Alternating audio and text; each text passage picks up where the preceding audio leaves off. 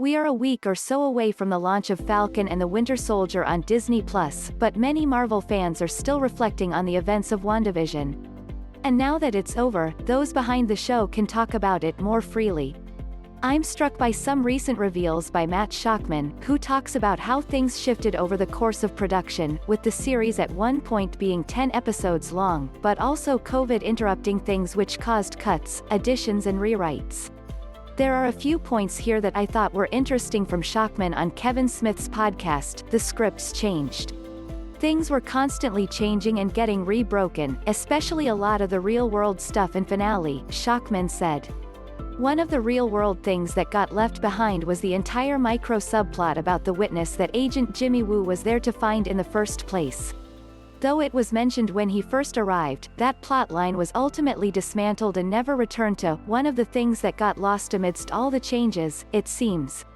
Another thing that was confusing was Monica's reference to an aerospace engineer that fans immediately assumed would be Reed Richards of the Fantastic Four, but Shakman said that was never, ever the plan, and he regrets a bit that the entire sequence of Monica re-entering the Hex got derailed by the theorizing about Richards.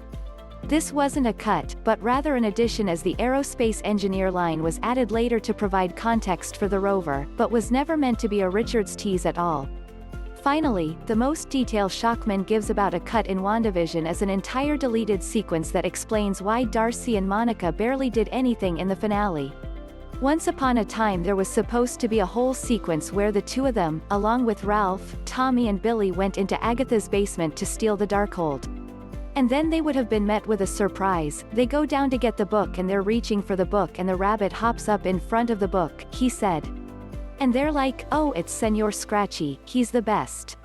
And they reach over to pet him and he hisses, and this whole American Werewolf in London transformation happens where the rabbit turns into this big demon. The rabbit was always meant to be Agatha's familiar, not Mephisto, to be clear, but the final cut of the show never had that reveal, nor that entire Darkhold stealing sequence, and Darcy's role was reduced to her car-crushing maneuver and Monica merely escaped from Ralph and talked to Wanda at the end. All of these add up to show you why there are some loose ends on the show that didn't get resolved. Some of this is normal TV stuff, but other things are the victim of COVID-influenced production which disrupted things further. I thought it still worked out relatively well in the finale in the end, but these explanations do help to understand the intent behind what was missing or confusing.